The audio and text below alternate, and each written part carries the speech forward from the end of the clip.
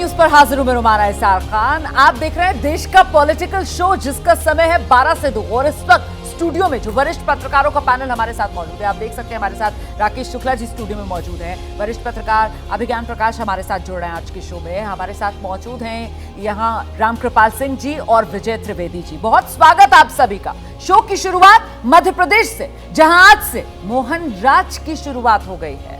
मध्य प्रदेश में बीजेपी के चुनाव जीतने के 10 दिन बाद आज मुख्यमंत्री और 2 उप मुख्यमंत्रियों ने शपथ ले ली है। मोहन यादव ने सीएम पद की शपथ ली है, जबकि 2 जो साथी हैं उनके, जगदीश देवड़ा और राकेश शुक्ला, उन्होंने डिप्टी सीएम के तौर पर शपथ ली है।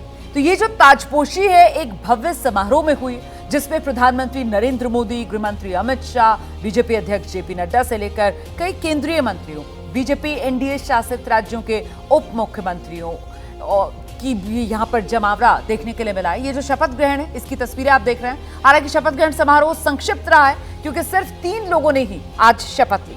हम बात करेंगे आगे कि आखिर मोहन यादव को कमान सौंपने के पीछे राजनीतिक मायने क्या हैं। बीजेपी के मिशन 2024 में मोहन यादव की ताजपोशी कितनी कारगर हो सकती है, इन तमाम सवालों पर आगे चर्चा करेंगे। लेकिन सबसे पहले आपको लेकर चलते हैं ग्राउंड जीरो पर। हमारे साथ हमारे सहयोगी ब्रजेश राजपूत इस वक्त मौजूद हैं और जरा जानते हैं। अच्छा ब्रजेश, इस समय बातचीत कर रहे हैं वहां पर मौजूद लोगों से। ब्रजेश का ही रुख कर लेते हैं। जी ब्रजेश।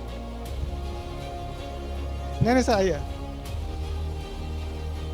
अच्छा देखिए, मैं इस वक्त लाल परेड ग्राउंड पर हूँ और लाल परेड ग्राउंड में शपथ ग्रहण समारोह खत्म हो चुका है, मगर मैं आपको एक ऐसे शख्स से मिलवाना चाहता हूँ जिन्होंने कि यहाँ 2003 में ऐसा ही शपथ ग्रहण समारोह हुआ था, ऐसा ही भव्य तरीके से शपथ ग्रहण समारोह हुआ था, ऐसे ही ढेर सारे साधु संत आए थे, शपथ ली थी 2003 में।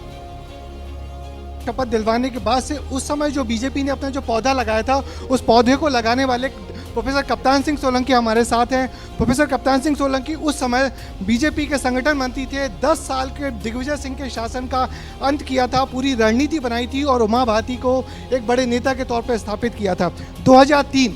और सर अब 2023 कितना फर्क महसूस कर रहे हैं डॉक्टर साहब आप? प्रोफेसर देखिए, कोई भी पार्टी जो समाज के अंदर काम करती है तो समाज का विश्वास जीतना पड़ता है, लेकिन समाज की भी अपनी अपेक्षाएं और आकांक्षाएं रहती हैं पार्टी से।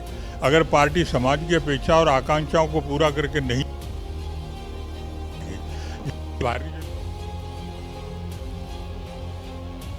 दिक्कत आ रही है। हम आगे बात करने की कोशिश करेंगे ब्रजेश से, लेकिन आइए अब स्टूडियो में जो हमारे साथ खास मेहमान मौजूद हैं उन्हीं से चर्चा की शुरुआत करते हैं। और मुझे लगता है विजय जी से शुरुआत करते हैं। सर, बीजेपी के मिशन 2024 में मोहन यादव की ताजपोशी क्या लग रहा है आपको, कितनी कारगर? पूरे जो तीनों राज्यों में, खासतौर से छत्तीसगढ़, मध्य प्रदेश और राजस्थान में जो लीडरशिप चेंज किया गया है, इसको एक मिशन 2024 के उसी का एक्सटेंशन मानना चाहिए या उसका प्री प्लान मानना चाहिए कि वहाँ पर किया गया है। एक तो तीनों जगहों पर एक जनरेशनल चेंज पार्टी ने किया है, बड़ा काम ये किया है। जनरेशनल शिफ्ट है, जो तीनों एस्टेब्लिश्ड लीडर थी, रमन सिंह जी थे, शिवराज जी हैं और वसुंधरा जी हैं, उनकी जगह एक नई लीडरशिप को वहाँ पे खड़ा किया गया ताकि वो नई लीडरशिप आगे चलकर पार्टी के लिए मजबूत वो बना सके, ज़मीन तैयार कर सके। दूसरा, सारे के सारी जगहों पर जातिगत समीकरणों को ध्यान में रखा गया। मोहन यादव साहब का भी जिक्र किया जाए तो यादव जो है मध्य प्रदेश में तो इम्पॉर्टेंट है ही। बाबूलाल गौर के बाद, बाबूलाल गौर जब उमा भारती के बाद बने थे, वो यादव चीफ मिनिस्टर थे और अब मोहन यादव को दिया गया है। तो खासतौर से उत्तर प्रदेश और राजस्थान के इलाकों से भी जुड़े होकर भी उसका फ़ायदा, यादव वोट्स का फ़ायदा हो सकता है। और भारतीय जनता पार्टी ने ये एक मैसेज दूर से दिया है। अभी तक क्या हो रहा था कि यादव जो कम्युनिटी थी वो कुछ परिवारों के साथ जुड़ी हुई थी। मध्य प्रदेश में, उत्तर प्रदेश में अखिलेश यादव, मुलायम सिंह यादव की फैमिली, और बिहार में लालू यादव, तेजस्वी यादव। तो इसके अलावा कहीं पर लोगों को, यादव कम्युनिटी को लगता ही नहीं था कि उस परिवार के आगे किसी को मौका मिल सकता है। तो बीजेपी ने मैसेज दिया कि यहाँ पर जगह है आपके लिए। नहीं तो जो मैसेजिंग जिसका जिक्र यहाँ पर विजय जी कर रहे हैं, आपको लगता है कि मध्य प्रदेश से की गई ये मैसेजिंग, इसका यूपी, बिहार तक उस रूप में असर होगा? क्योंकि मोहन यादव की अगर बात की जाए तो मोहन यादव कौन, मतलब मध्य प्रदेश में ठीक है मोहन यादव एक बड़े नेता होंगे, लेकिन देश को तो हमें बताना पड़ा जिस दिन मोहन यादव जी का नाम सामने निकल कर आया, क्योंकि ये तो कहीं सीएम की रेस में थे भी नहीं। 2014 में उत्तर प्रदेश में भारतीय जनता पार्टी सबसे ज़्यादा लोकसभा सीटें जीती थी, तो क्या यादवों ने वोट नहीं किया था? किया था। तो इसलिए हम अपने तरीके से इसका आकलन कर सकते हैं कि जातिगत मैसेज दिया जा रहा है। लेकिन क्या आदिवासी 2000 लोकसभा चुनाव में वोट नहीं दिए थे? दिए थे। तब झारखंड में आप जीते थे, उड़ीसा में आप जीते थे और आप छत्तीसगढ़ में जीते थे, यहाँ तक कि तेलंगाना भी आप जीते थे। तो ये सिर्फ ये कहना कि ये जातिगत मैसेज है, नहीं।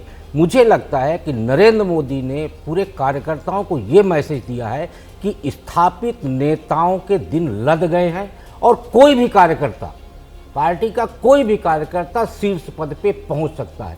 और इस मैसेज से उन्होंने सारे कार्यकर्ताओं को आने वाले समय के लिए एक उम्मीद, एक अपेक्षा जगा दी है कि आप काम करो और आप में से ही कोई बड़ा व्यक्ति बनेगा। और ये तीनों चेहरे जो चुने गए हैं वो उसी का एक उदाहरण है। ठीक है, आप ये कह रहे हैं कि इसमें सबसे बड़ी मैसेजिंग जो है वो वोटर के लिए नहीं बल्कि पार्टी कार्यकर्ता के लिए है, उसमें एक नई ऊर्जा, नई स्फूर्ति भरने का वोटर तो मोदी जी के साथ ऑलरेडी जुड़ा हुआ है और वो वोटर उनको दिखा चुका है कि हम आपके साथ।